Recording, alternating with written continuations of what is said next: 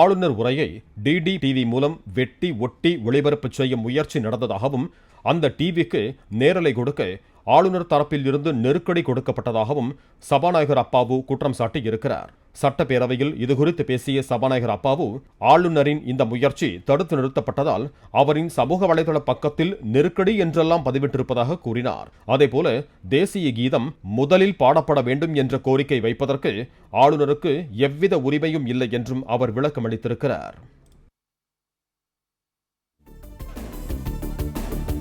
தமிழக சட்டப்பேரவையில் சபாநாயகர் அப்பாவு பேசியதற்கு எதிர்ப்பு தெரிவித்து அமளியில் ஈடுபட்ட அதிமுக எம்எல்ஏக்களை நோக்கி அவை முன்னவரான துரைமுருகன் ஒருமையில் ஆவேசமாக பேசினார். ஆளுநர் RN ரவி அவையிலிருந்து உரை நிகழ்த்தாமல் வெளியேறியதற்கு அதிமுக தான் காரணம் என சபாநாயகர் பேசியதற்கு அக்கட்சியினர் எதிர்ப்பு தெரிவித்தனர். அப்போது பேசிய துரைமுருகன், ஆளுநர் உரையின் போது எந்த வகையில் குறுக்கிட்டாலும் அவர்கள் மீது நடவடிக்கை எடுக்கலாம் என்றார். அப்போது அதிமுகவினர் எழுந்து நின்று கூச்சலிட்ட போது, நீயே சொல்லு, உன்னை தூக்கி போற்றுவேன் என கோபமாக கூறினார்.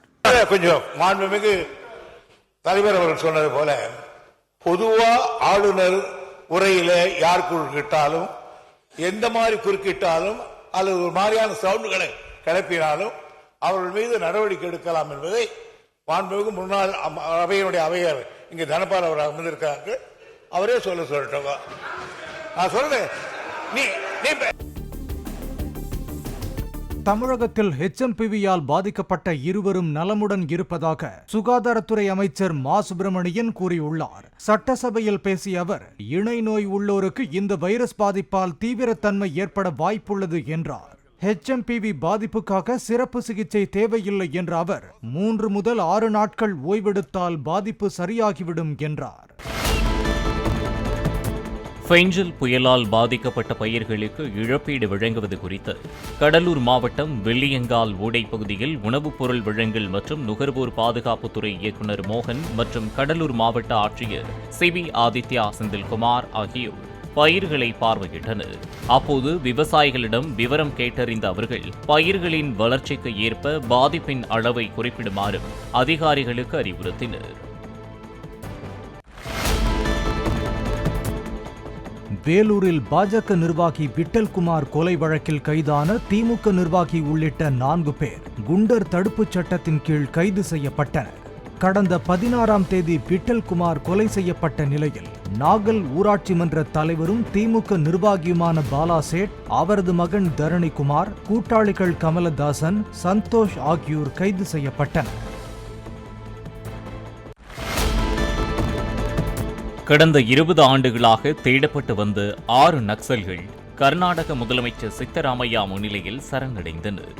கடந்த நவம்பர் மாதம் 18ஆம் தேதி உடுப்பி வனப்பகுதி அருகே நக்சல் தடுப்பு போலீசாருடன் நடந்த துப்பாக்கிச் சண்டையில் இந்த குழுவின் தலைவரான விக்ரம் கவுடா கொல்லப்பட்டார்.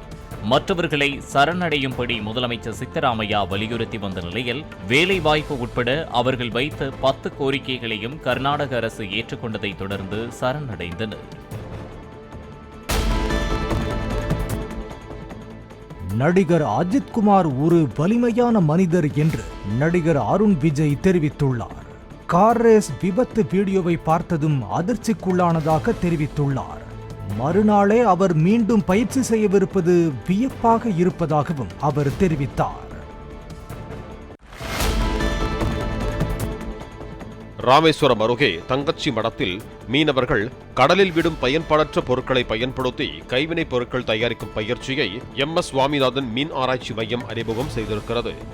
கடலில் பிளாஸ்டிக் மாசு தடுப்பு நடவடிக்கைகளின் ஒரு பகுதியாக கடலுக்குள் தூக்கி எறியப்பட்ட வீணான மீன்பிடி வலைகள், பயன்படாத கயிறுகள், பிளாஸ்டிக் பைகள், பிளாஸ்டிக் பாட்டில்கள், மிதவைகளை சேகரித்து மேசை விரிப்புகள், மிதியடி, கை பைகள் உள்ளிட்டவற்றை தயாரிக்கும் பயிற்சி அளிக்கப்படுகிறது. சமயபுரம் மாரியம்மன் கோவிலில் கடந்த 15 நாட்களில் பக்தர்கள் உண்டியல் காணிக்கையாக 1,21,00,000 ரூபாய் செலுத்தியுள்ளனர். இது தவிர 1 கிலோ 40 கிராம் தங்க நகைகளும் 6 கிலோ 361 கிராம் வெள்ளி பொருட்களும் காணிக்கையாக செலுத்தப்பட்டுள்ளதாக கோயில் நிர்வாகம் தெரிவித்துள்ளது.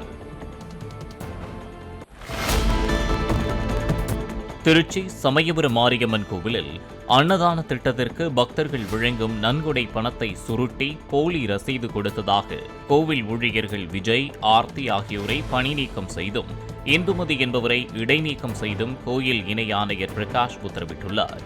கடந்த டிசம்பர் 24ஆம் தேதி ஈரோடு மாவட்டம் கோபிச்செட்டிப்பாளையத்தைச் சேர்ந்த செல்வராஜ் என்பவர் கோயில் தகவல் மையத்தில் அன்னதானத்திற்காக கொடுத்து 5001 ரூபாய்க்கு ஊழியர்கள் போலி ரசீது கொடுத்ததாக வந்த புகாரை தொடர்ந்து அதிகாரிகள் நடத்திய ஆய்வில் முறைகேடு கண்டறியப்பட்டதாக கூறப்படுகிறது. செல்போனுக்கு கொடுக்கும் முக்கியத்துவத்தை கல்விக்கு கொடுத்தால் வாழ்க்கையில் முன்னேறலாம் என கன்னியாகுமரி மாவட்ட ஆட்சியர் அழகு மீனா அறிவுரை கூறினார்.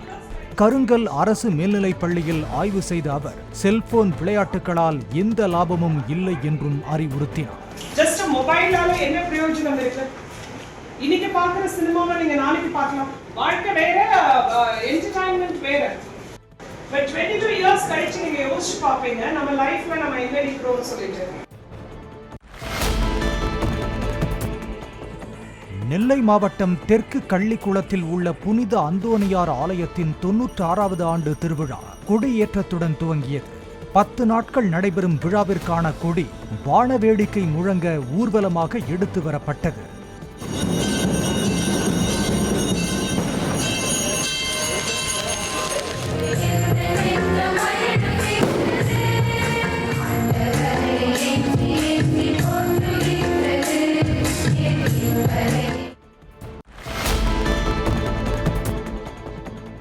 டங்ஸ்டன் திட்டத்தை ரத்து செய்வதாக மத்திய அரசு அறிவிக்க வேண்டும் என்று தேமுதிக பொதுச் செயலாளர் பிரேமலதா வலியுறுத்தியிருக்கிறார். மதுரை மாவட்டம் அரிட்டாப்பட்டியில் மக்களை சந்தித்து ஆதரவு தெரிவித்த பின் பேட்டியளித்த அவர், அரிட்டாப்பட்டியை பாதுகாக்கப்பட்ட வேளாண் மண்டலமாக தமிழக அரசு அறிவிக்க வேண்டும் என்று தெரிவித்தார்.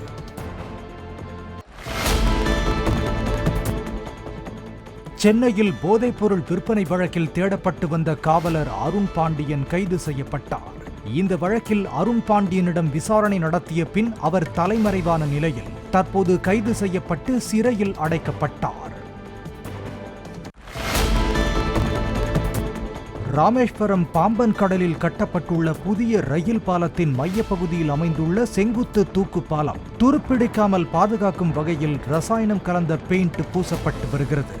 பாம்பன் கடல் அதிக துருப்பிடிக்கும் சுற்றுச்சூழலை கொண்டது என்பதால் பாலத்தை திறக்கும் முன்பே துருப்பிடிக்க தொடங்கியதாகவும் அதனை சரி செய்யும் வகையில் நவீன தொழில்நுட்பத்தில் தயாரான ரசாயன கலவை பூசப்படுவதாகவும் அதிகாரிகள் தெரிவித்துள்ளனர்.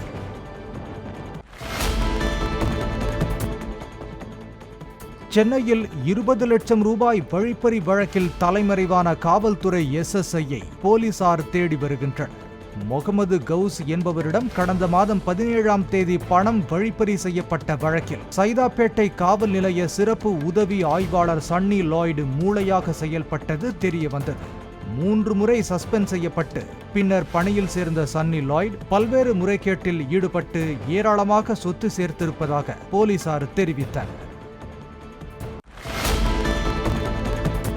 சென்னை அரும்பாக்கத்தில் கடந்த வாரம் போதைப்பொருள் மற்றும் நாட்டு துப்பாக்கிகளுடன் கைது செய்யப்பட்ட கும்பலுக்கு சர்வதேச போதைப்பொருள் கடத்தல் மன்னன் கஞ்சிபானு இம்ரானுடன் தொடர்பு இருப்பது தெரிய வந்துள்ளதாக போலீசார் தெரிவித்துள்ளனர். இலங்கையைச் சேர்ந்த கஞ்சிபானு இம்ரான் இந்தியா, பாகிஸ்தான், ஆப்கானிஸ்தான் உள்ளிட்ட நாடுகளில் இருந்து போதைப் பொருட்களை இலங்கைக்கு கடத்தி அங்கிருந்து பல நாடுகளுக்கு கடத்தியதாக வழக்குகள் உள்ளன. அரும்பாக்கத்தில் கைதான 5 பேரையும் காவலில் எடுத்து கஞ்சிபானு இம்ரானின் இருப்பிடம் குறித்து விசாரிக்க கியூ பிரிவு போலீசார் திட்டமிட்டுள்ளதாக தகவல் வெளியாகியுள்ளது. அதிமுக மாணவரணி மாவட்ட செயலாளர்களின் ஆலோசனைக் கூட்டம் சென்னை ராயப்பேட்டை தலைமை அலுவலகத்தில் நடைபெற்றது. அண்ணா பல்கலைக்கழக விவகாரத்தில் யார் அந்த சாரி என்ற முழக்கத்தை முன்னிறுத்தி போராட்டங்களை முன்னெடுப்பது தொடர்பாக தீர்மானம் நிறைவேற்றப்பட்டது.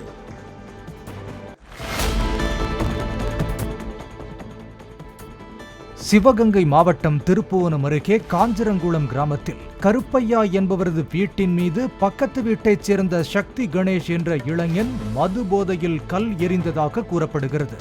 ஏன் கல்லெறிந்தாய் என கருப்பையா கேட்டதில் வாய் தகராறு ஏற்பட்டு சக்தி கணேஷ் அவரை அரிவாளால் சரமாரியாக வெட்டியதில் சம்பவ இடத்திலேயே உயிரிழந்தார்.